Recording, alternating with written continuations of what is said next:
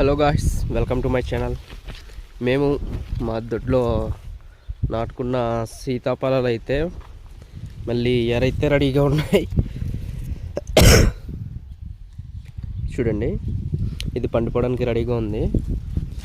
ఇవి చిన్న చిన్న కాయలు కూడా కాశాయి. ఇదైతే మరీను పండడానికి ఇంకా రెడీగా ఉంది. నేను కోసుకొని మగ్గ పెట్టుకుంటే కానీ చాలా బాగుంటుంది.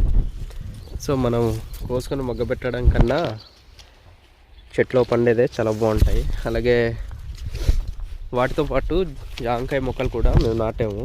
ఇవి కూడా పంట అయితే వచ్చేస్తుంది. చూడండి, కాపు అయితే వచ్చింది. చాలా అంటే చాలా కాయలు కాసాయి. ఇదిగోండి సీతాఫలాలు. ఈ వీడియో ఎంతమందికి నచ్చుతుందో, ఎంతమంది ఇలా దొడ్ల దగ్గర వేసుకున్నారో కమెంట్ అయితే చేయండి. వీడియో నచ్చితే కనుక లైక్ చేసి మన ఛానల్ని అయితే సబ్స్క్రైబ్ చేసుకొని మనల్ని అయితే ఫాలో అయిపోండి ఫ్రెండ్స్. మంచి మంచి వీడియోస్తో మళ్ళీ మీ ముందుకు వస్తాను. బాయ్.